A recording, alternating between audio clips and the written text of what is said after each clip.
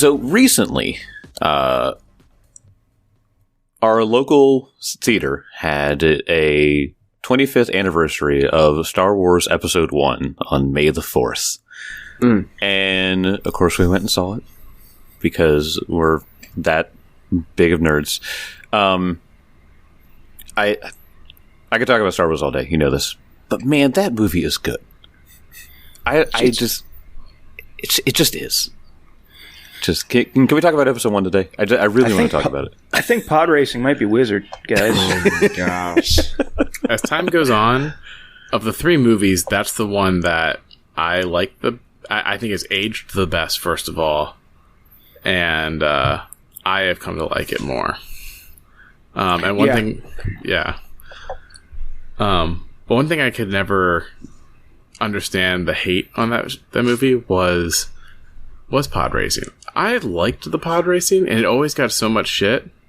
Really? Like people admit, that movie gets ripped all the time for pod racing, like it was like such a stupid thing to add. And Really? I had never no understood idea. that.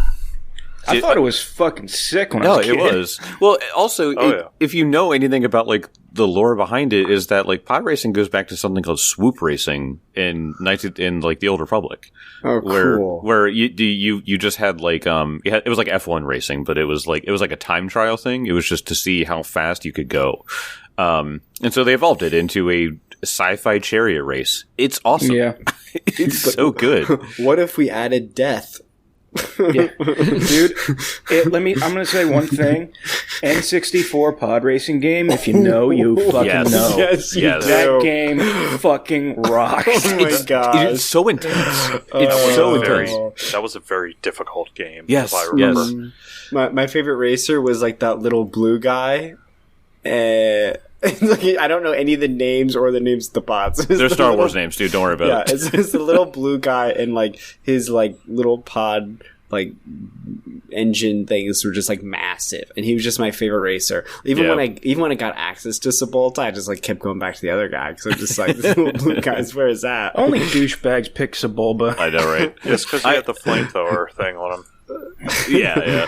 I gotta say, one of the things that I love about that is that obviously all Star Wars has every single Star Wars has been good at like sound design. That one in particular, they made those pod racers sound so freaking cool. Yeah, like Sebulba's like when he drives by and it's like gung gung gung gung gung gung gung. Oh god, Dude, gives me chills. Everybody can say that they stumbled a little bit on Episode 2. But the sound of that explosion... Oh, yeah. I know exactly which one you're talking about.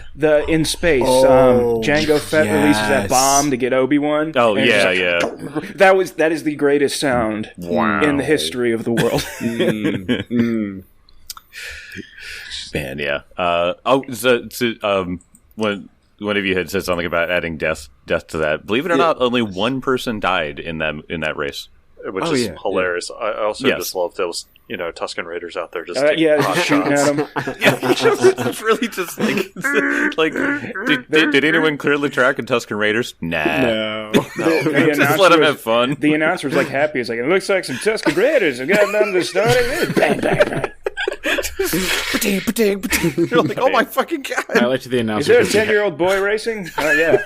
I liked the announcer because he had the giant Nigel Thornberry red mustache. Yes. See, the one thing I always liked about that movie too was like it's just the scene of Anakin like running in the desert, and then there's Darth Maul just coming out from behind, and I'm just like, man, things would have ended differently if Anakin died. Dog, have you ever heard of a sniper rifle? Because it's just like you're just going to use a bike. It's just funny because you got Darth Maul like in his like little like scooter, whatever the hell he's running across, but he's just like gunning after Anakin. So he's just like, man, you see that little kid? I'm gonna hit him. I'm gonna kill that child. It's like, do you know who that is? Don't care. We're playing Mad Taxi now, motherfuckers. Oh man, but no, there's so much to that movie. It was like obviously going, watching it when I was a kid, I was mystified. It was, the first Star Wars I got to see in theaters, and going back and watching it now, I'm just like, there was so much thought in this. Like the Padme reveal. Oh my gosh. Was so good. Yeah.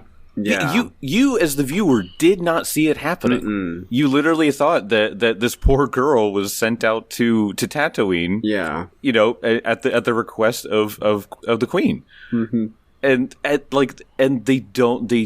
they hint at it vaguely, but all of it is just like, yeah, this poor girl is just, you know, at the whim of her queen who's in a tough situation. No, like it's done so well. You know, when I was younger, I used to watch episode 1 like Monday through Friday, and my dad would come home from work at the same spot in the movie, and it was ironically the Padme reveal. It was so hilarious. He just walk in, and there she is kneeling before Jabba, and she's like, "I'm Queen Amidala," and my dad is always just like, "I never get to see the first half of this movie." There was a huge portion of my childhood that our whole family was just like, "All right, we want to watch a movie, Star Wars or Lord of the Rings."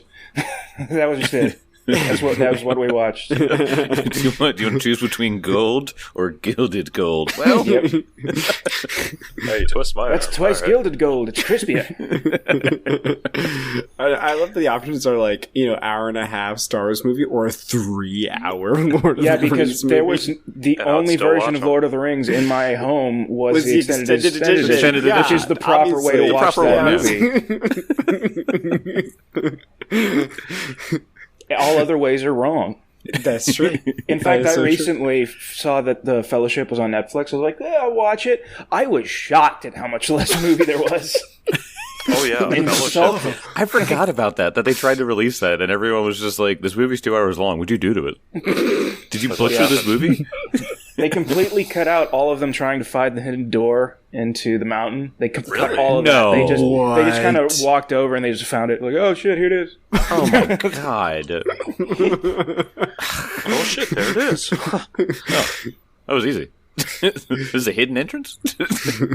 Well, you just simply walk into Mordor. Yeah. Oh my gosh. I'm going to talk about episode 1 some more. Timmy, you told me something recently that it was about the Obi-Wan and Qui-Gon and Darth Maul fight. Was that not on this podcast? No, I thought we said it. I thought you said it afterwards. I'm pretty sure I you said it in confidence. Oh, okay. No, I'm being facetious. Yeah, so there's like this. Apparently, I don't know if there's a hypothesis or a theory, or if it was confirmed by Lucas himself. But the way that like a Jedi and a Sith like do like a short-term recovery of like their power and abilities is different. And it's on display in the final fight between Maul, Qui-Gon, and Obi-Wan. Mm-hmm. Maul, whenever they're cut off by those light beams, Maul is pacing because like dark side is like agitation, haste, you know, let your emotions kind of dictate and control. And so that's why he's pacing back and forth. He's like recharging his powers. Whereas Qui-Gon is like peace and like serenity and like focus. And there's actually like, there's abilities in like Star Wars games where it's like you focus as a Jedi, and that's how you kind of get like a little short rest kind of. And if you notice Obi-Wan, he is pacing, he is agitated. So that's why for almost all the battle, he's not able to keep up with them. Because it's just like, you saw in the beginning of episode 1, they're a force running. They're going so fast. It's like, why didn't he just force run through? It's because he didn't have any power. He wasn't focused. He couldn't tap into the force. Yeah. And then it's like towards the very end, after, you know, Qui-Gon is defeated and slain, that Obi-Wan recenters and he goes in there and... Yeah. I saw a great clip. It was the voice actor who did Star Killer, the video games. Oh yeah, yeah. He was talking about Force Unleashed. Yeah, he was talking about doing a scene where the character was like constructing his lightsaber and meditating, and whenever he would do the scene, he would be really aggressive and shaking and angry as he was giving his lines. And the director was like, "Dude, what are you doing?" And because he's a huge Star Wars nerd, he's like, "He doesn't know how to meditate. Darth Vader never taught him how to meditate." No, yeah, true.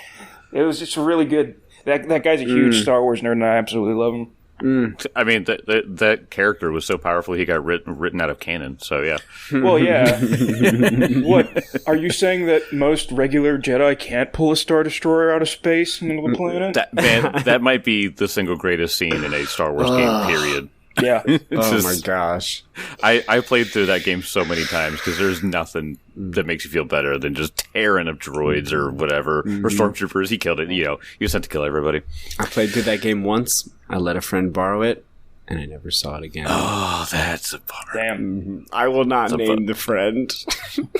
Is it James? Is it James Grimlin? Cannot confirm nor deny. Cannot confirm. I called it really easy. That was good. This tasty bit of the episode is brought to you by Spindrift. Spindrift, for when you don't want to spill the tea, you drink the seltzer. God. Anyway, we'll talk to James later. So, last episode, you guys recovered from fighting the Raja Rakshasas. And you met with Elianda, who was the halfling that you guys had rescued in the Longroads Coffee House. After some back and forth and, you guys kind of discussing what had happened, she had voiced her concern for Lady Decour's School for Girls. This is a very old school, in fact, but it's a boarding school for girls that they train these girls in the utmost quality of learning.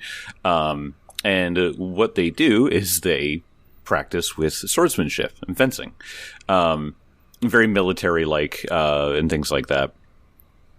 But apparently, these Scarlet Triad members that came here to take care of this, quote, safe house were handled by literal girls. So, extremely funny. If you really think about it, these three grown men were like, we're going to go to the school for girls and take it over, make sure we kill anybody in there. And then teenage girls dealt with them handedly. Beat the little shit out of them. Fantastic. Mean Girl style. They just stood there and made fun of all their clothes. You look dumb. And their stupid names like Lerb. And then they stabbed them. You look like you have a friend named Lerb. They were like, their tongues are so sharp, but it turns out the swords were fucking sharper. Way sharper. I don't know which one I want. So this is going to be a interrogation episode. But first, we'll do a little flashback.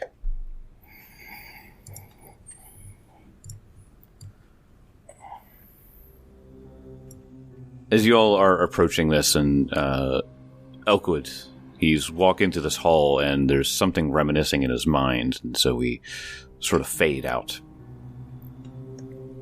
And the feet of him walking goes from the group of you, and then you just hear water. Whoosh, whoosh. Camera fades up again, and we see a younger elk standing on a dock, watching his half-orc teacher walk away. Wherever the orc was going, it was, quote, too dangerous for little elk to follow. The young half-elf stood there as his teacher disappeared behind a veil of fog in a dinghy, set for who knows where. Elkwood stood there alone, before making his way to the Grimm family mansion. He lived there now. The little half-elf reached a status high enough to get off the streets. Even though he was treated as a pest by most of the other occupants, it was still better than sleeping in an alleyway. Mr. Grimm himself was a cunning creature. He always knew the way to talk around people to get his way, stroking the ego of anyone he worked with so he could get his way. All of this in pursuit of his vocation of trading goods. It didn't matter where the goods and materials came from, as more often than not they were stolen. As long as they made Mr. Grimm gold, he would move whatever he needed. Elk always suspected he had the local authorities in his pocket to make business easier. Mr. Grimm never worried about being caught. Sometimes Elkwood even caught eyesight of the town guards changing patrol routes to avoid responsibility. It was this lifestyle and these dealings that afforded the mansion in which Elkwood now traversed the halls of, alone. The walls of each corridor, decorated with the finest silks, laced along walls chiseled with impossible shapes and images. The estate curated by goblin servants that flitted between rooms to attend the needs of anyone inside. Elkwood picked up the language of the goblins, even though it wasn't necessary. The young elf was able to mangle the bits and pieces together to form mostly coherent sentences at this point in time. Smaller goblinoids found him entertaining since he actually made the effort to speak with them, unlike the others in Mr. Grimm's employ. As the half-elf wandered these halls, the usual ambiance was broken by an unsettling noise. Young Elkwood's ears pulled him in the direction of what sounded like a groan of pain. Now on edge, Elk tiptoed towards the noise to investigate. Using his training from Garrick on how to remain silent, walk, heel to toe, Elk. Test each board for movement, as even the slightest bend will give away your presence. He approached a door that was mistakenly left ajar, the groaning now louder, paired with a twinge of energy. Curiosity took over common sense as he pushed the door just enough to let himself slip inside, a dim light giving him just enough for his own senses to view the staircase going down. Step by step, foot by foot, the sounds grew more distinct, but now there was a whimper. "Please, The sound was muffled by another sound of arcing energy. Now the smell of burning flesh was in the air. He continued his descent down the spiral of stone steps. "Please, you know what you cost me." That voice, it was Mr. Grimm. "I didn't mean to. I thought he..." Another sound. This time something heavy colliding with flesh, coupled with the sound of coughing, took over as his lungs desperately clawed for breath. "Didn't mean to. Do you understand what you did? You seriously confused a knight with a paladin of Iamade. And now I need to throw someone's damn coin around to get out of this."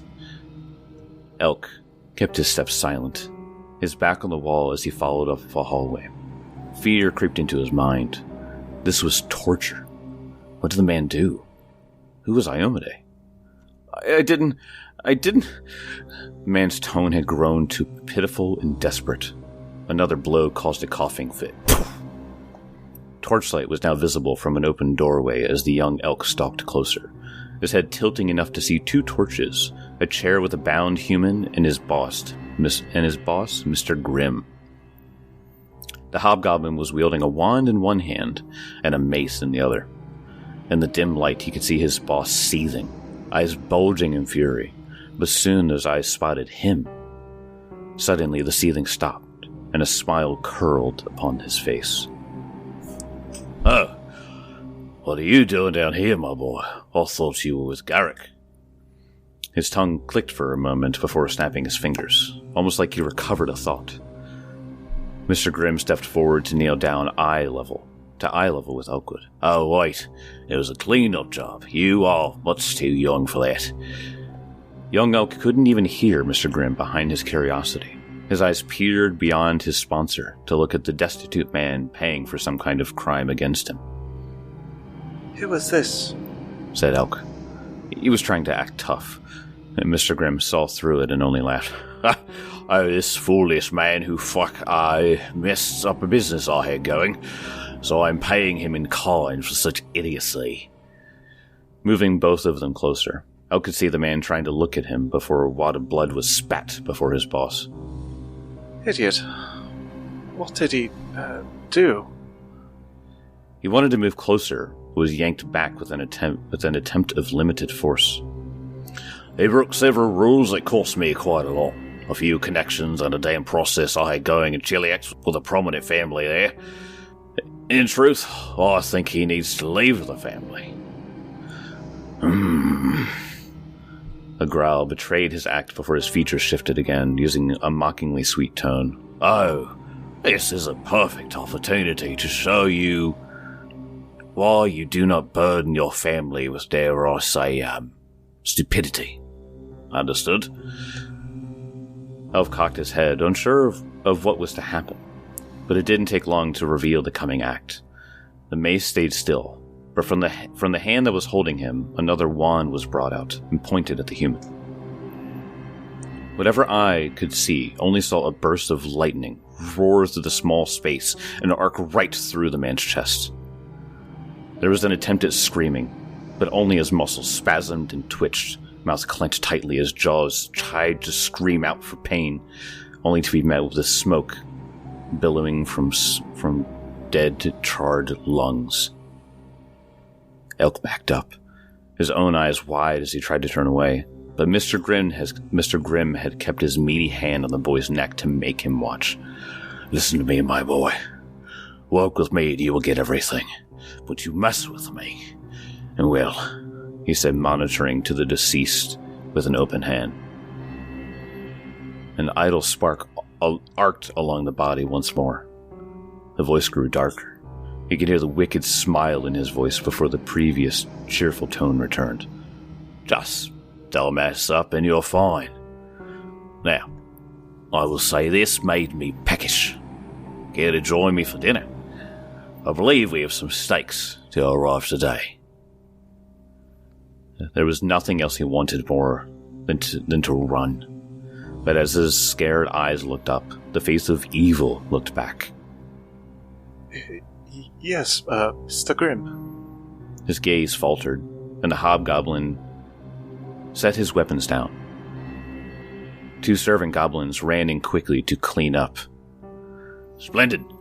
Let's not tarry with trash any longer." In this moment, Elk, you kind of have to pull yourself out of this vision. And what snaps you out of it is that Lady Milari, as she sees you all, she turns around and slams the 2 doors, blocking off your vision from the prisoners. Yeah, he jolts up for a moment, kind of like he was lost in thought, going back, and then he just jumps like uncharacteristically, kind of like looks around and tries to follow through. Yeah. Kind of agitated slightly.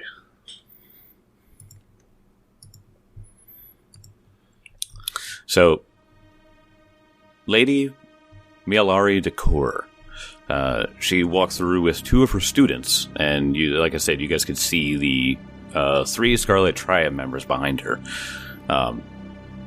Seeing people she doesn't recognize, that's why she slammed the doors behind her. Let me show you a picture of her, actually. Yeah. Let me go ahead and... Oh, it's this one in the back, I believe. Huh? Oh, here's this one. So this is the one on her character sheet. Oh shit! She's killed somebody before. Oh shit! Yes. So her outfit is, like I said, it's very like elegant, but also like military-esque. Very fine clothes. Yeah, she's a full elf. Her eyes are like a deep, full purple. Oh, that's cool shit, though. And she's got 1, 2, 3, 4, 5. She's got 10, 5 on each eyebrow. Yeah. 5 piercings on each eyebrow. It looks like her eyebrows are like stitched together like the seams on a baseball. For fuck's sake. Yeah. And it's like tattoos right above her eyebrow too. Yeah. But yeah, so you guys.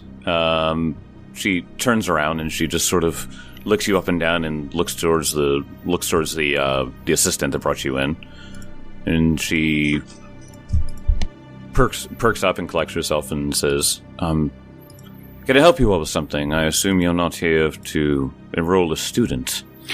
No. I'm Sir Benson of House Black. I am been sent here by my goddess to aid in whatever way we can against the Scarlet Triad, as my companions around me are as well. And he tries to like reach his hand out, shake or something, trying to be polite. Yeah, so she gives you a good strong handshake. You know why I'm here. You have something to do with this. Well, indirectly you could say not necessarily me, but it seems that the briar has got a few worms and pests eating it from the inside. when I went to check on my order, I found it in disarray. And at the root of all the rot was Malus, that worm, who ironically serves another worm, but that's beside the point. It's all so weird. Would I still be your nemesis if I turned into a worm? It depends. If you turned into like an Aeon worm, then I guess you'd be my god. Yeah, he'd worship you at that point. Shit. For real. Would you give me timey-wimey magical powers then? No. Jesus Christ. Timey-wimey, magical. Is that what you said? It's very technical, Kelly. Look at the core rulebook, page 462. Honestly, you know, in a convention of nerds that play D&D, if you said that out loud, I think you'd actually get beat up. It's like not only did he screw up a Doctor Who quote there, but intentionally. Otherwise, David Tennant would come in. You would say it, turn around, just a hail of fists. I've never seen a single episode of Doctor Who. Me neither. That's a shame. It's a very long, good running series. Actually, no, that's not true. My then girlfriend, current wife, has shown me the first episode of Doctor Who. Like season 1, episode 1? Yeah. It makes sense why you never watched it anymore. I was going to say, yeah. It's like, there's a lot of mannequins. Oh, wait, no, you're talking... no, you know season 1, episode 1 was back in like the 60s or something? Yeah. No, the modern version. Yes, so with Christopher Eccleston, yeah. Gotcha, okay. Anyway, so here's another picture of her. Show to players. There we are. Awesome. Yeah, sick. So, she's badass. Yep. Oh yeah, she's a badass. So this picture is a full body shot. Mm-hmm. So she has this like badass like rapier at her side with like this sweet looking hilt that like goes around her hand and up to her wrist. Yeah, I dig those. I dig the eyebrow piercings. They're kind of hot. Yeah. She has scrolls. Mm-hmm. She's got scrolls. She's got like the tight like leather pants with like the boots and stuff like that. Like she looks like she could kill you without you even realizing it. Mm-hmm. So as you explained that your order was taken over from the inside, she sort of sighs, but almost like knowingly, and she's just like, "There's the cost of not running a tight ship, I'm afraid." Ooh. A grim shot. I mean, he doesn't say anything because he knows she's right.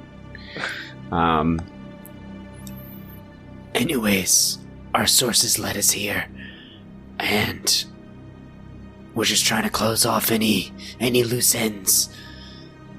I don't know what you intend to do to those men in there, but any information that you've gathered so far, or intend to gather, we want in on it. Well, these pests thought that they could come here and hurt the students of this school, but in fact they were had themselves. It appears little girls are much more ferocious than slavers. The slavers, however, are not forthcoming with information. Do you know why they came to my school? I think they're just trying to hit up all of the organizations in the city that would prove to have any sort of resistance. They routed the Bellflower Network in the process of destroying all the safe houses. We were able to check on one, and that's when we made a stop here. And you believe that they had information to come to my school? Yes. That's why they would be here. It's the only reason why they would come. Someone in the Bellflower Network must have said something, and that's why they came here. Were any of the Ilkior people turned away or killed? Were they demonic, or were they just men? No, it was just these three. As I said, I believe they came here thinking that they would be encountering regular schoolgirls, not the highly trained ones that I make. It seems they underutilize their resources. Every other place that we've been It seems that they've sent heavy forces. Tell me, how much do you know about the Scarlet Triad's infiltration to the city? Do you know anything? Is this your first encounter with them? I have connections, but I have been unable to receive any information with the Scarlet Triad. I know that they exist, I know that they have been here. But the way that they have approached my school disturbs me greatly. It appears that they might be trying to gain power or get some kind of foothold here in Kintargo. But alas, as I stated, I was unable to get any information. It seems like a very poor way of gaining a foothold is to send only 3 men to a school full of known duelists. I don't think they knew the extent of their training. I think that's part of their miscalculation, and that's our advantage. If you remember, to know what the school... remember, she has like a secret... Oh, it's a secret thing. Oh. Yeah. Well, so it's a boarding school, but Lacuna Effects, which is like her like secret society of like badasses that she trains these girls for. That is a very tight knit secret. Okay. They're not as nice as the Bellflower Network. They have some pretty sly, skeeving sort of things, but they certainly don't like Scarlet Triad. But yeah, so she looks at you all and says, "Now, if we are here to do something about them, I would like to know what your plan is." Benson, have you ever heard of a strategy called Good Night, Bad Night? Oh. Yes, my great-great-grandfather actually pioneered that. Excellent. He was always the bad knight for some reason. He's a real dick. I think he just liked hitting people. Every good night he had just quit. Let me be your good night. Let me be your good night. I've heard that in a romance novel. I was going to say, that's the most romantic thing in any other context. Good night. Wait a minute. Before we talk to them, have we stopped to think about what does the Scarlet Triad actually want with targeting the Bellflower Network? Not only the Bellflower Network, but this school. It seems like a very strange target to have. It seems like they had some information that they knew if they captured this school, they would have a foothold, but not enough information to know that 3 people is not nearly enough resources to do it. Well, you would know that the Lady Decor School for Girls was a safe house. Oh, a safe house for Bellflower? But we don't know or haven't explicitly found a reason why this Bellflower Network's getting targeted, right?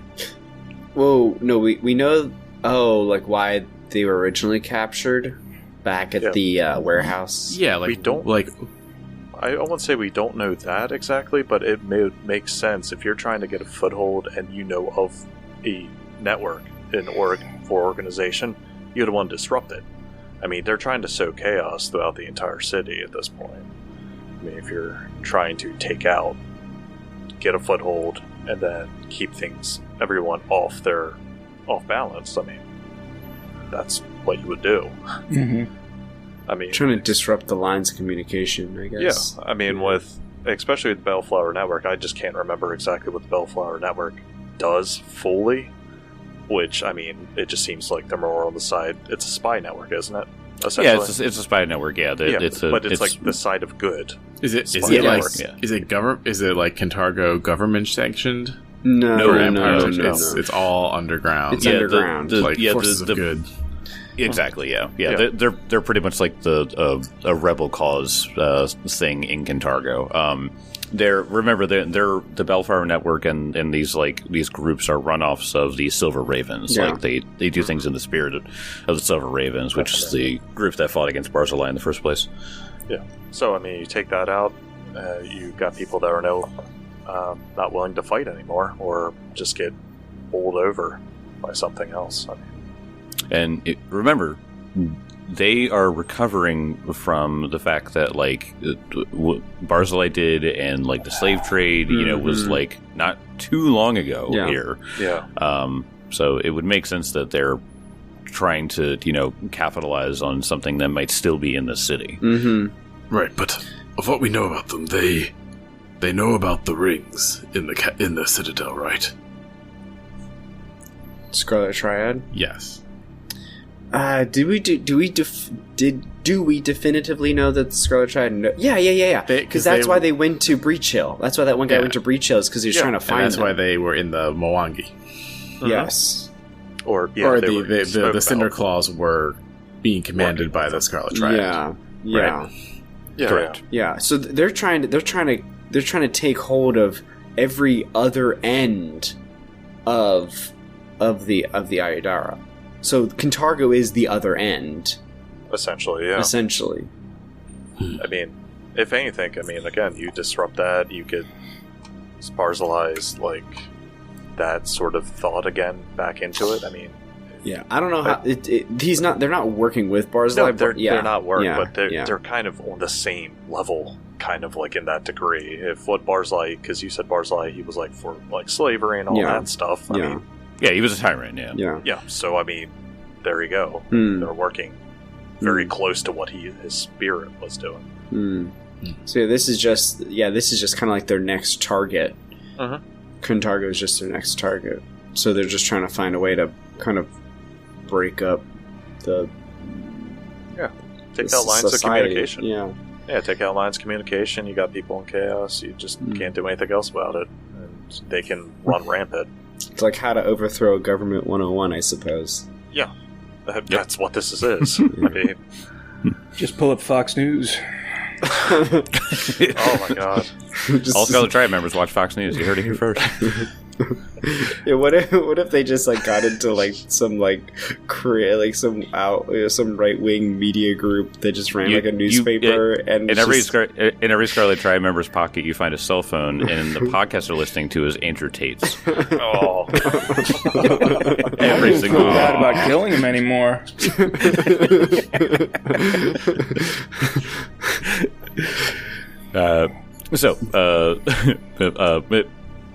Milari is just sort of standing there while you guys are we're just talking for like, excuse us, talking about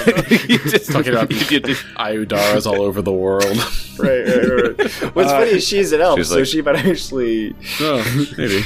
After some discussion, Benson will turn to her, and he will give her the rundown of everything that's happened since this attack started, what we've done, what we've been a part of. And he is going to say, with your permission, we would love to speak to the animals you have in that room back there. Please, do not call them animals. Animals behave better than slavers. So she says, if you would like to speak to them, you are more than welcome. What is your plan with them when you get the information? Because I would love to know where they might be acting out of. If perhaps we have a lapse in guards? You mean follow them? Yes. If you would like. Oh wow, that's a really good idea. Yes. We've got a guy for that. Look over at Hulk. Yeah, that's true. We got a guy for that. Yeah. Wait, what? Say what? Benson's like, okay, I'll do it. Love my arm. Love the idea that everyone like turns behind them, and everyone turns to Elk, and Elk turns around and looks at Amir. Wait, what? You can do it, buddy. You can do it. We're like, how'd this fucking bird get in this building? He's hallway down here. Not very big. Where I go, he goes. This is my bird. So yeah, all that she's suggesting is that they fabricate a lapse in the guard patrol that they have to watch on them, and then they just whoopsie, let them out. So she sort of hints at that. And she's so much smarter than us. We probably never would have thought to do that. Nope, never. We would have just shaken them down, rattled all the information out of them, scared them and embarrassed them, and then killed them. Yeah, that's literally what we would have done. And we probably wouldn't have even been able to find their secret hideout. Meanwhile, Jake is reading the book like, if the players don't think of any clever way of getting back to the hideout. If their brains are so smooth, the only option is murder. If they've made it all the way to this encounter and they still don't know where to go, please make them follow them.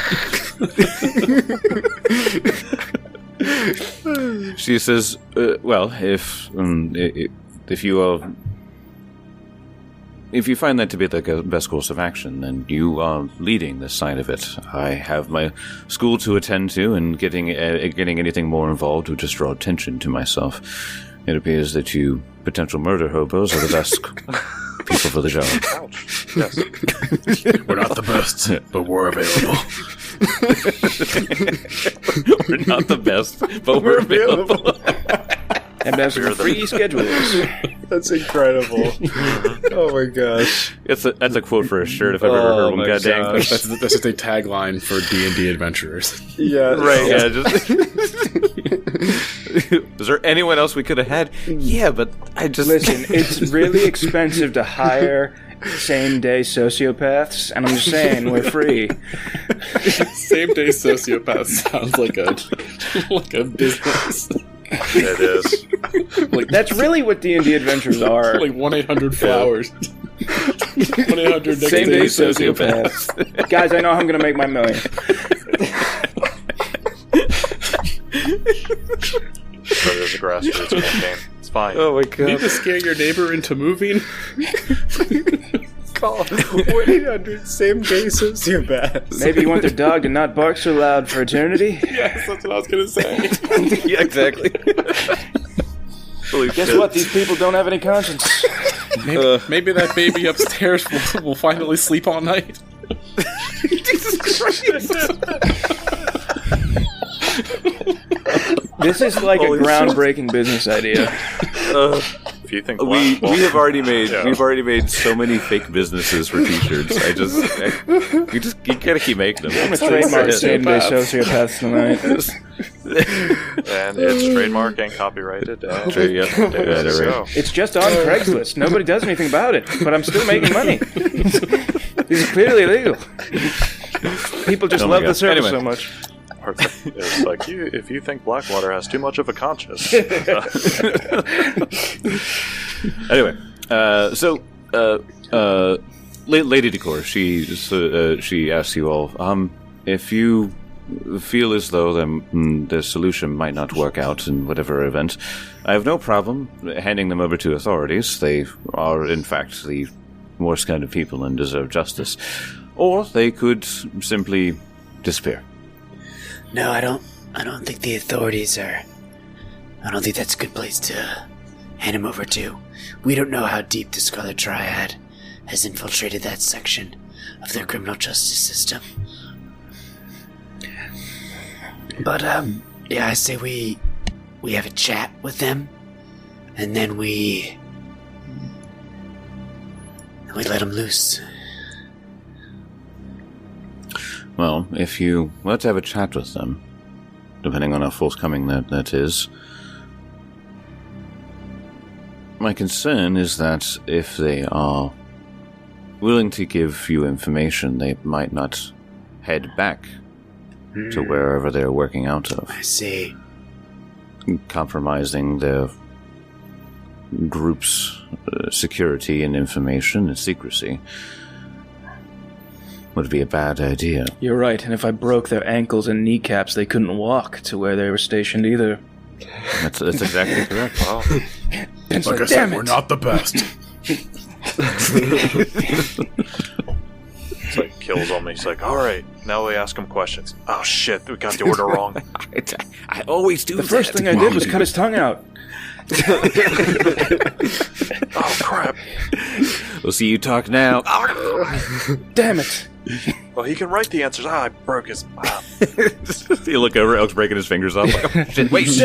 You said to! All right. You don't know the order.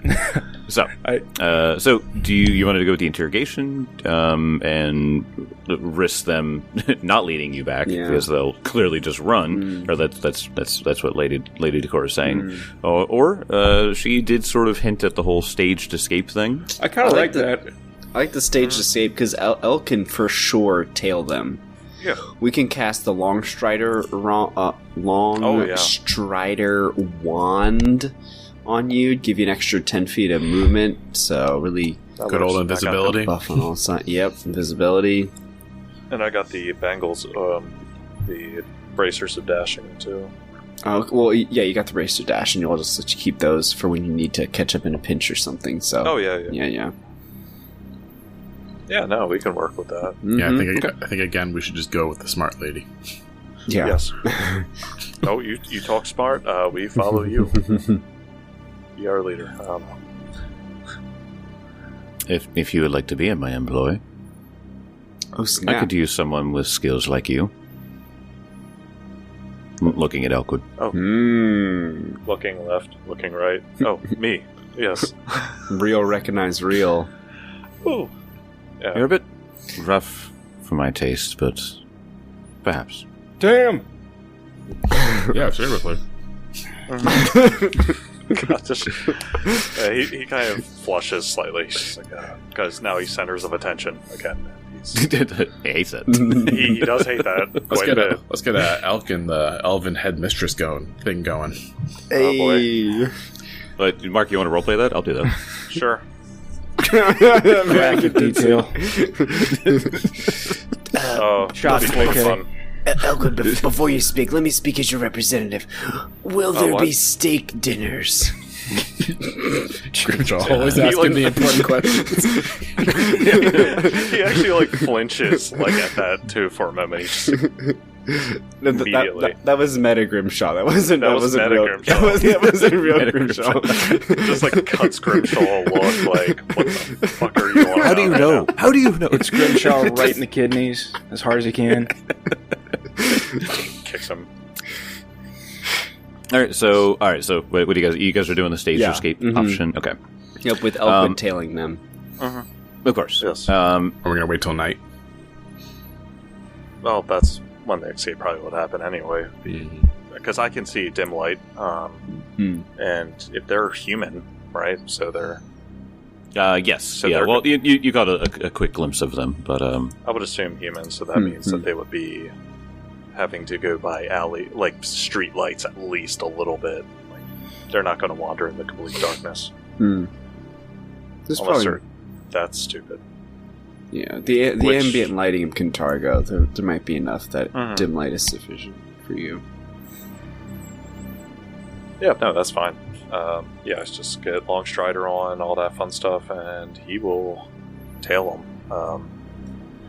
It's just that I guess the only things is, where would they escape from? Is there a back entrance that they would try to leave from? Yeah, is it going to be a convenient thing of oh no, this door is cracked?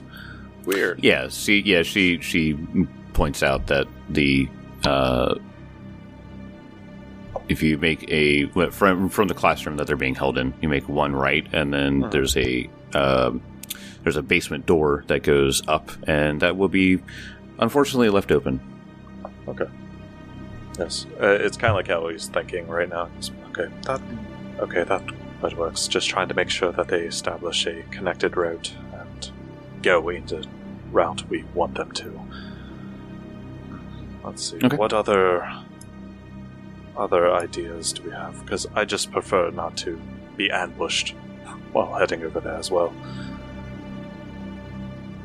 I'm not very stealthy, so I wouldn't. I get that. I'm just trying to think of he's obviously not going to go and try to attack all of them because they still are formidable. Yeah. Kezra could fly overhead when I could climb to the top of the school, and when they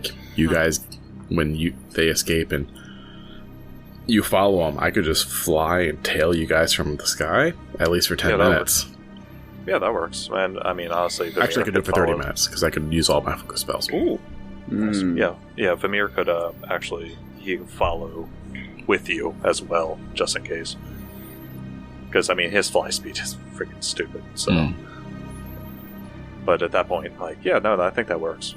So, just need to set up a time, and Elkwood will kind of look around, find out location, and wait. Okay. Are there... So, I do want to ask the good lady one question before all this gets started. Have you noticed any ethereal manifestations of Barzillai Thrune on your grounds? Some of my students have witnessed things. I myself have seen or heard things that I could not quite decipher with my own eyes. I wonder if Benson and I should do like a once-over of the grounds. While you guys are kind of, doing your thing, if me and Benson should try to at least wait while we're waiting for nightfall to see if there's any haunts that we can kind of clear out or something like that. 2 full-ass adult men in a girls-only school walking around. I'm sure nobody will get any weird ideas. It's just Benson with hall monitor. Now they will, like a weirdo. So I just want to be like, hey, no running in the walls. Don't you run away from me. Don't you run away from me. Damn it, I like 15 feet. We just put on a couple jumpsuits, strap a couple vacuum cleaners to our backs. We'll just say we're there for extermination. For the Ghostbusters, fuck's sake. Benson has a mop, but the mop handle is actually a sword. Just pulls it. It's a hilted mop handle. We just wanted to offer our services. We've been able to dismiss several of his manifestations throughout the city. Yeah, Benson's cool with that. Yeah, that works. Personally, I'm quite disgusted by these ghosts and haunts. I don't know how you deal with them. If it warms your heart in some way to remove any sort of manifestations from my grounds, you may do so, but I fear that even Barzillai Thrune himself is scared to face these little girls. Alright, well, we'll be here. I guess if you need us, call us on a need-to basis. Well, write your cell phone number down and I will do that. We should probably exchange numbers, right? No. So I'll contact you. Yeah. Meanwhile, she's like, "Oh, Elkwood, here's my number." When she says that, she slips it behind her to Elkwood. It's like, It's like, oh my. Yes, interesting. Okay. The fuck is a cell phone number? What's a cell phone? Isn't it one of those things in the mana waste? I don't know. So, the Lady Decor, she tells you, Elkwood, because you're the one to follow. She informs you that in an hour, that the Scarlet Tribe prisoners will most certainly attempt an escape after a lapse in the guard. So she tells you to, hang around that time and make sure to keep a sharp eye open. Oh, yes, of course.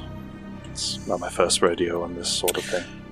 So she walks in with the 2 girls that she walked out with before, and she walks, and you can hear her speaking to the prisoners, and she goes up to them, and she you can sort of hear the muffled talking. She goes, "I'm leaving you here to think about what you've done and how much of a fool each one of you are. No words. I do not wish to hear any drivel come from your stupid mouths. For now, you will sit here, and you will rot as far as I'm concerned. I have not decided what to do with you yet. But I believe these girls that bested you once before will keep guard for you. It's most certain you won't get out once again. Isn't that right?" And she goes out, and then the two girls take guard. 5 minutes in, they just start texting.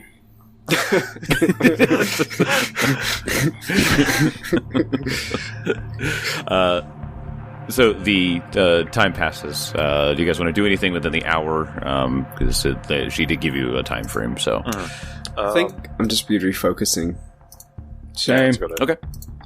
Yeah, Elka's he's going to go out to see Vamir and kind of just whisper to him, just like as if Kezra's going to follow me. Just you follow the half-orc. All right, you know what that? Yes, that's Kezra. Yes, he's nice. I'm totally getting laid tonight. I also guess about to score. High five up top, bro. And then it's just getting hit by a giant wing and knocked over. Ow!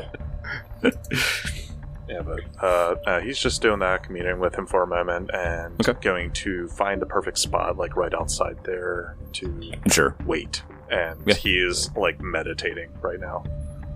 All right, Kel, you were going to say something. Did you guys already use your long strider wands? Yeah, I was about to say that I already used mine for the day, so I actually can't give that one to Mark, and I think Benson already used his too. It's fine. I have unless you the long strider spell lasts 8 hours. That's why it's valuable. Mm-hmm. Yeah. Oh, gotcha. Whereas the bracers give you a round of speed. It's more than that. I think it lasts for a minute actually, which obviously will be longer than a minute, but it's something. Unless their base is in the immediate area of this part of the city. Mm-hmm. It's a very big city. That's true, but it takes time. Yeah, but the problem, but the kind of the thing I have over that is that I can stealth at full speed. Oh, so, right. Yeah, that's why it's nice for you. That's why it's nice for you to have the long strider, because then you can be basically right on top of them. Yeah, your stealth speed is. We could try to use the wand.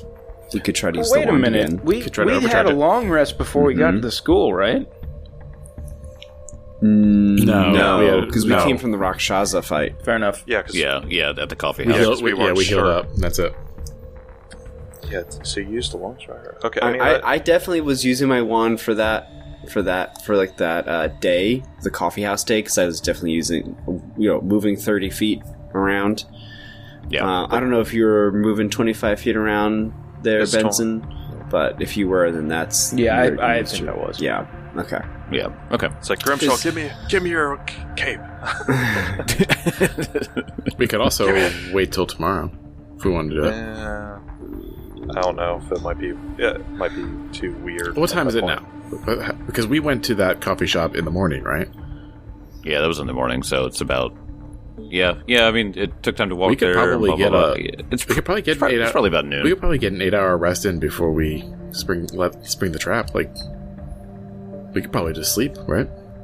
Yeah. Well, they'll be escaping in an hour. Yeah. So... Oh, I thought we had a lot of time. No. I'm just saying, what is that, a 50% chance the wand's broken, Kel? It is. Yeah, but that's... Wait, why are they leaving in an hour?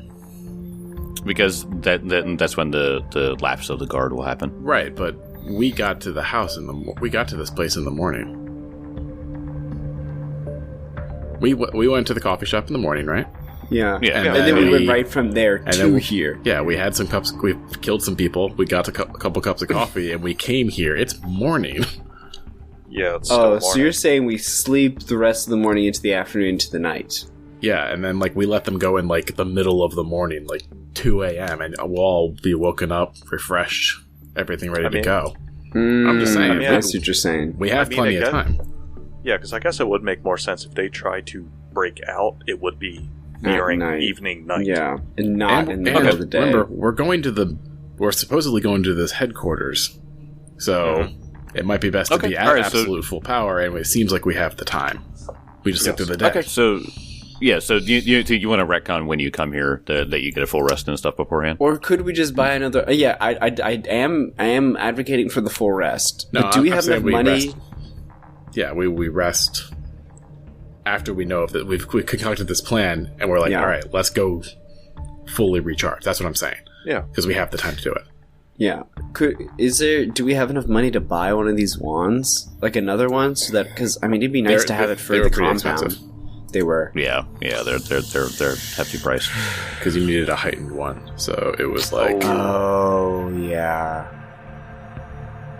I think it needed to be heightened to maybe 3rd level. Mm-hmm. So it was pretty expensive. Actually, I think it was either 80 or like 320. I don't know. Okay, so you arrange it so that way they have the lapse of guard at night, and then okay, okay. It's 160 by the way. The price is 160 for the wand. Oh, it's not as much as I thought. Yeah, I was really thinking it'd be hundreds. Anyway, I guess so. I could be slower for the day. I mean, I've got the cloak, dude. Yeah, but I have my cloak too. That's true. Yeah. Cloak fight. And I still have 5 feet of movement on you, Benson. So. Yeah. So okay. we'll get the long stride. We'll use the long strider on Elkwood, so we get an extra 10 feet of movement speed. All right. And your boy is at 40 feet, like 35. Yeah, 35 at this point. Oh my gosh, that's good. That is good. So we're resting, right? Yes. It's final. Yes. So you're resting. You talk with Lady Milari Decour to tell her that you want it to happen at another time. She agrees. Okay. So,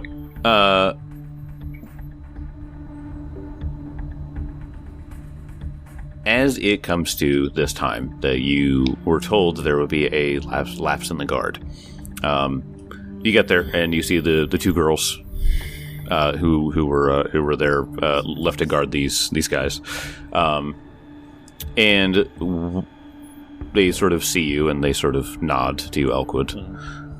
And one of them leaves.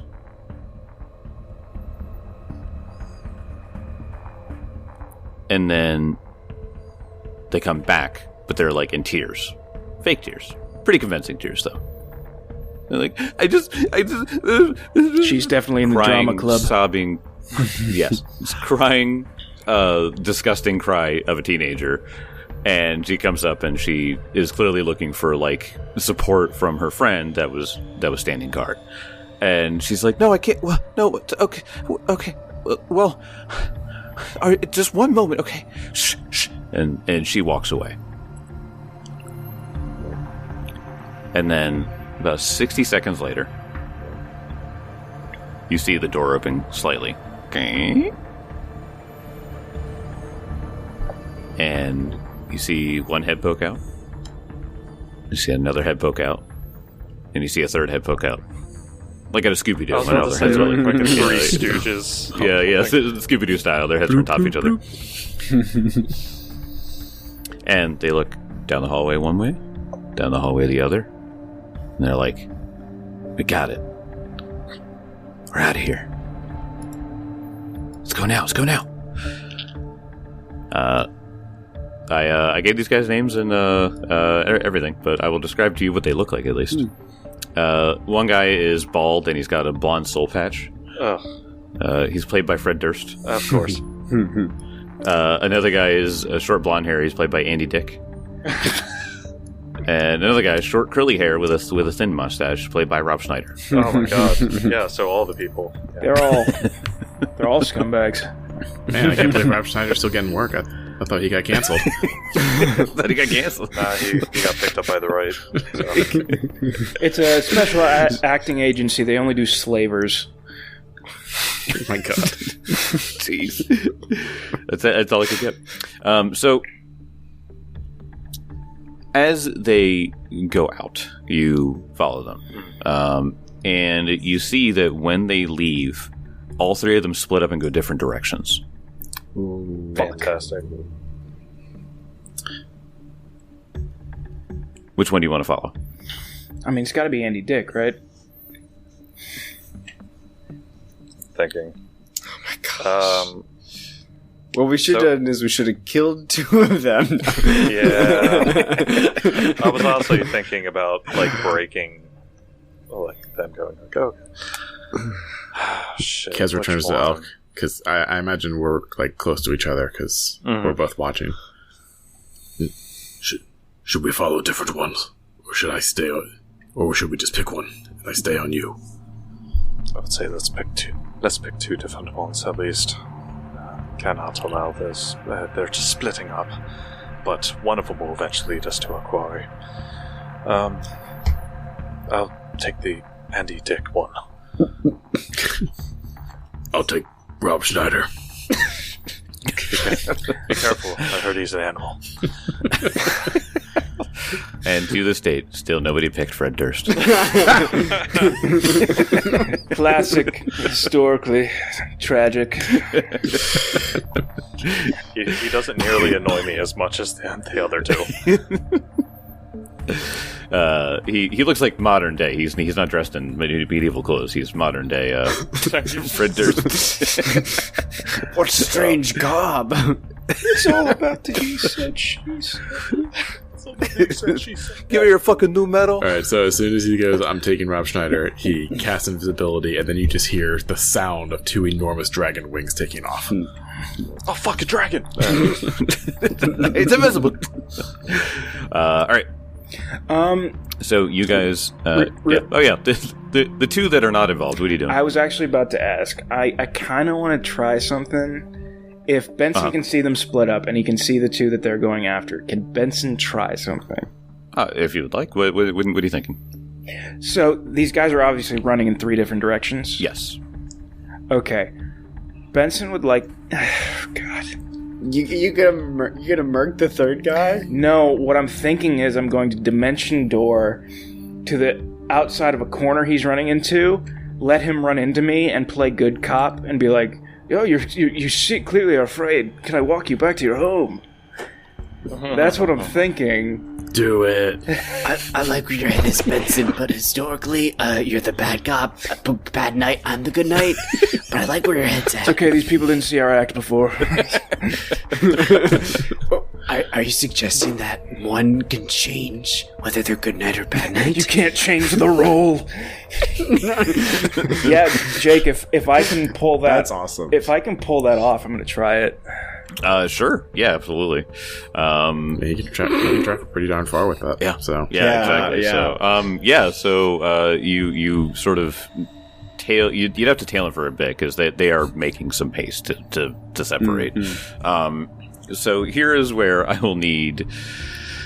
So you would still need to avoid notice in order to have line of sight of him while making it not look like he's being followed. Sure. It is a stealth check. Fuck. What if I said it wasn't, Jake? What if I said no? What if he intimidates him that it's not a stealth check? What if I created a diversion? That could work. We could. So it's kind of, yeah. So I'm creating, because there's an action called create diversion. Right. Kelly, don't you dare look up create a diversion. Nobody look it up. It just sounds cool. Benson should just teleport and grab the third guy and bring him back to you, and you guys can just do good cop, bad cop. Yeah. Still get the interrogation out of this thing and only have to deal with one of the guys. Oh my! And we get to learn. And we get to learn about all this guy that Jake apparently put time into. Yeah, you know what? I like the pitch. I'm going for that. 2 guys get followed. 1 guy gets interrogated. Hey, there you go. All right, everybody wins. It's the best of both worlds. All right, well, if we're going to do this, Benson, we have to decide now who's good knight, who's bad knight. I'm clearly the bad one. All right. Hey, Benson teleports. Fuck it. So you. All right, so you guys are just gonna jump on this guy? Yeah. Yeah. Jump him, take his wallet. Well, it's all up to John. He's the one who has the jump on him. Yeah. That's right. So gotta grab him. So you teleport in front of him, and it's late at night, but there's still people around. Okay. There's still people walking the streets. There's the guy who's like drunk stumbling back home. There's some shady characters walking around. But then there's people who are just working really, really late. If you watch The Bear, like I am right now, you know what I'm talking about. It's a good show. Such a Best good show. show on TV right now. So good. I was told by numerous people, you including you, Kelly, that I should watch that. And yeah, sure enough, it's a great show. Oh my god. Man, the grind culture in Kintargo is really killing our work-life balance. You hear that conversation happening right now. Benson slams his head into the concrete. So you dimension door in front of him, and this guy is just like, "Hey, what's going on, man?" I just wanted to talk to you. Cool. And Benson lunges and grabs him. Whoa, dude, what's going on? I'm going to assume that's an athletics check. Yes, it's an athletics check to grab him. It's like, don't tase me, bro. Yeah, man. That was a 35. You absolutely grab him, yes. So you grab. He is immobilized. Yes. So he's really freaked out. And then Grimshaw comes strolling up. Hey man, easy. Fire and smoke coming out of his underpants. Benson takes a cigarette and puts it out on his ear. Oh God, man, what's going on? Oh my God. Grimshaw takes a cigarette and puts it in his mouth. Hey man. All right. And Benson literally drags this guy into an alleyway. Help me. You can keep yelling, and you can start bleeding, but I would suggest you actually listen to us as Benson makes an intimidation check. All right. Oh, okay. 30. 10 on the die. He is frightened. Nice. And then Grimshaw follows up with, we just want to ask you a couple questions, and then we can all be on our way, okay? What the fuck's going on, man? Look, I'm just walking. Look, lots of people are walking. What did I do? I'm walking here. I'm walking here. Bad night? Do you wanna, are we tipping our hand? I mean, I can throw a punch into his kidneys. Well, I'm gonna, I feel like all these, they still have their equipment on them.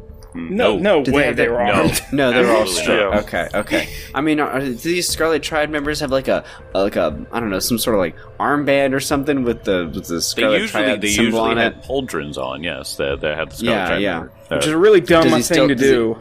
Right? Does he still have his No, pauldron? he's dressed like Fred Durst. Oh, right. Modern day Fred Durst. Yeah. I forgot it's canon. Sorry, friend. It's all about the he said, she said bullshit. He's being harassed, and he's just like, man, it's just one of those days. By the way, I used that reference twice because that's literally the only Limp Bizkit song I remember. I have a very fun fact. When I got birthday money, and I was like, I'm gonna go buy a CD. And no, you didn't. I went to Best Buy. And I was looking around, and I was like, maybe I'll get Slipknot, or maybe I'll get this. And I was like, maybe I'll get Limp Bizkit. And I was like, or maybe I'll get U2. And I went with U2. Hey, okay, happy ending. That stinks. They just posted, Mark just posted a picture of Fred Durst online. Yeah, that's a punchable face. Yeah, I did that in our chat. I did that in our chat just so Jed would be confused. Jed's gonna be really confused when he gets later. All right. So anyway, Fred Durst is freaked out. You think he's sort of playing this like victim right now. He's just like, what's going on, man? I didn't do anything. I think we know what you did. Don't we? I look at Grimshaw as I get this guy in a chokehold. Grimshaw just reinforces. We just have a couple questions. Can be on our way, okay? Yeah, man. I'm trying to get to bed, man. Look, it's late. And he's like looking up at like the moon. You know, a weird thing to do to attack a all-girls school. What are you talking about, man? Don't play dumb with us. I don't attack little girls. Grimshaw punches really him. Loud. Grimshaw doesn't. But if you want to play dumb with us, that's cool too, you know? Yeah, I respect that. Playing Good Night's really hard. Yes, you wouldn't know anything about attacking the school. What was the name of the school again? Lady Decor's School for Girls.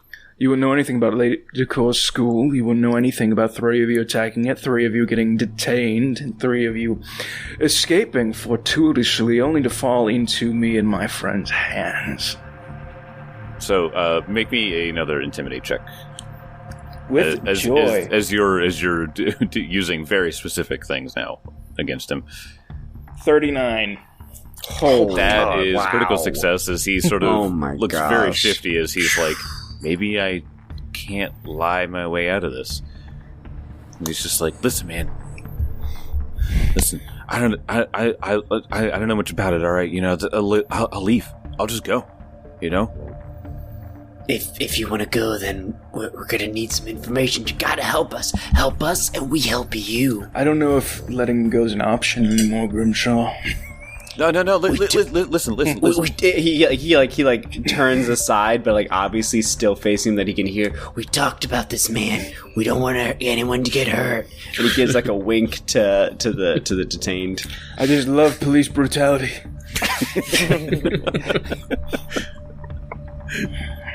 Where's the two-way mirror? They're just looking through. Just Batman punches hand right flat to the ground. He's like, where are they? Okay, well, what do you want to know, man? Look, I gotta get out of here.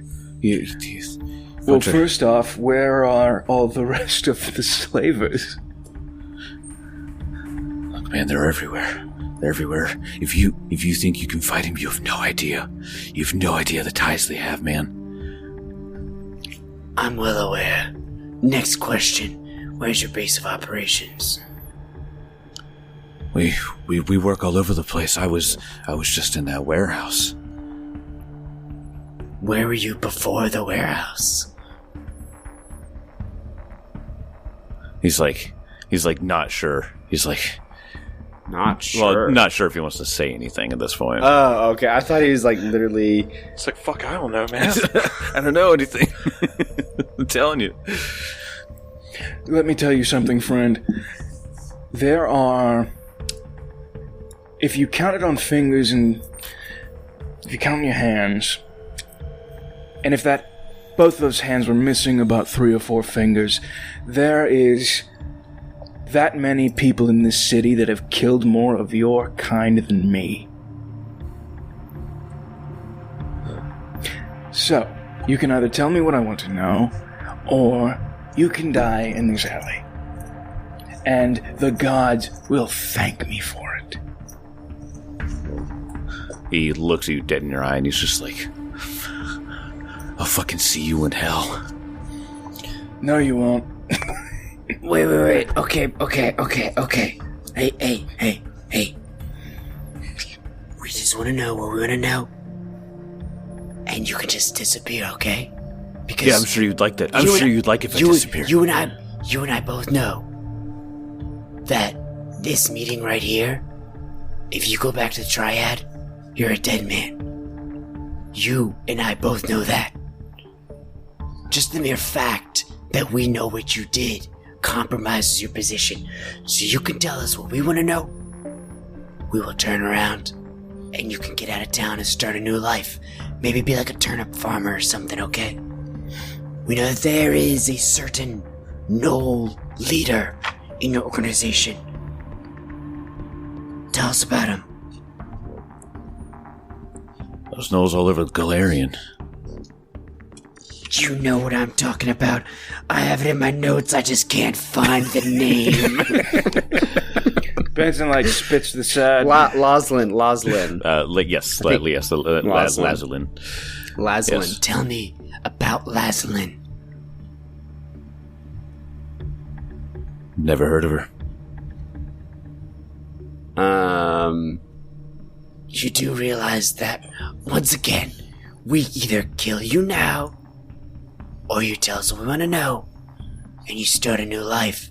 Look. And he pulls out of his pocket 5 gold. This is enough to wipe your name clean. You think the Scarlet Triad is going to chase after you? No, they don't care about you. They use what they want to use and they discard it. I'm trying to help you out. I'm trying to help you the way the Scarlet Triad never would. This guy right here, he wants to kill you. Do you want me to let him kill you? I don't want that to happen. You don't want that to happen. Tell me about Laszlo. I'd rather die by your hand than die by theirs. Oh, I don't think you understand what I'm saying. You can get a clean start. Get out of town. You could literally have a chance or not have a chance. How is this not making sense? And he's gonna use deception. See if we can try to convince him that the Scarlet Triad would not go to the ends of the earth and tail him and kill him. Oh, come on. It's like, do I have a hero point? No, I do not. 29. Yeah, it's not flying for him. Alright, well... You can... Alright, Benson, do you want to start carving him up until he talks? I'm sorry, my hands are tied. Like, if you either tell us what we want to know, or you die like a dog here. Even if you kill me, you will end up in those handcuffs. You and every one of your friends. You literally know I have supernatural powers that break handcuffs. Like, that's just not You possible. have no idea of the power the Scarlet Triad has. You're a maggot. You're maggots beneath what they can do. This fucker want to enslave us? I think we... What was that? I think... Is this guy trying to enslave us? Is that what he means? I'm not. I mean, it's just empty. We're not getting anywhere. We're not getting anything. All right, I unload a fucking straight into his chest, so I stab him in the heart. There you go. And while while that's happening, Ezra and Elkwood, you are following the other two.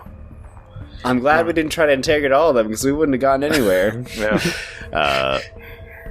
So you are following Andy Dick, Mark? Yes. That's not his name, by the way. Yo. He has a different name.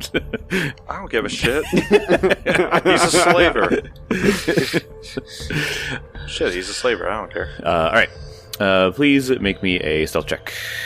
Alright. Stealth check, baby. Let's go. Starting off strong. 37.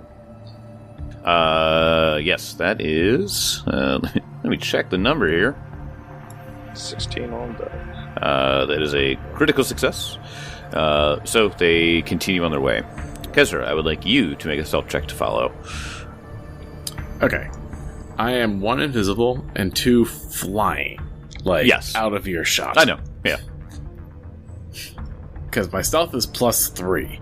And I feel like that those circumstances should matter.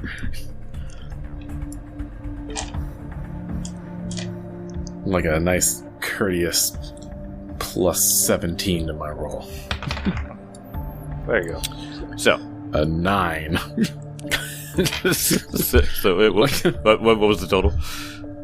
9. Wait, 9 was your total? Wait, I thought you said you had a +17. No, I said counting. I have a +3. I'm saying because I'm flying over the city and invisible. Right.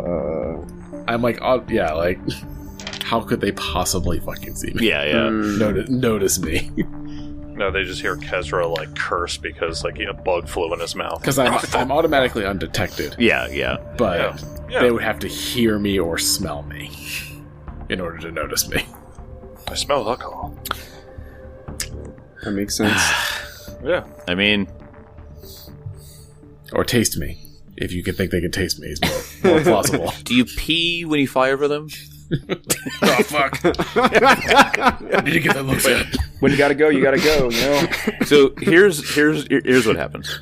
Where's my pants? So as you are flying, there's like a certain point when you would have to, they're obviously going in between alleyways. They're trying to avoid notice. That's what they're actively doing. And so there's a point when you have to like kind of reposition yourself perhaps. And when you land somewhere, part of like a rock or something like crumbles and falls. And he looks, and he doesn't see anything. It's just like, what? and he gets like the chills on the back of his neck. Just like, ooh, like something doesn't feel right. And he was going a really weird roundabout way. And all of a sudden, after that, he goes into an inn. And that's it. Oh. I mean, Elkwood was our ace in the hole anyways. Yeah, but it doesn't matter if I'm following the wrong dude. And Elkwood, you see it. You see your guy. And what he does is that he takes the total different roundabout way, and he meets up in some kind of town center. And he like a main block, like a main city block. Like a town. Yeah. Oh god, for some reason my mind defaulted like City Hall building. I'm like, wait, why? Why would you go there? So fuck! They infiltrated. He looks one direction, doesn't see one friend. Looks the other direction, doesn't see the other friend. And you can see him just kind of curse under his breath. I'll see you guys next time. Damn it. Oh, man.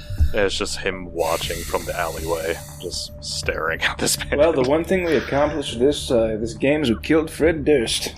I mean, I did say that the signal would be I blow an inn up. Yes. Look for mushroom clouds. The guy would be in it. This works out perfectly.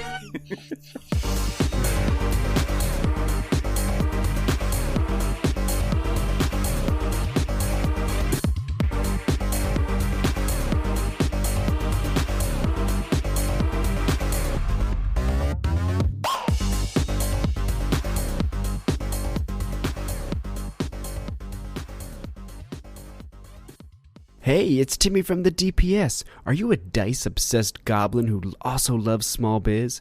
Looking to level up your dice game? Check out Greenleaf Geek. They offer an array of dice, including their artisanal handmade hologalactic set. It's star-studded, literally. Use offer code Dragon Punch Squad at checkout to save 10% off. And while you're there, you can opt to plant a tree, and every dollar given is matched by Greenleaf Geek. Save your party from certain doom, as well as our planet. That's Dragon Punch Squad, all caps, at checkout for 10% off. And we'll see you in the next episode.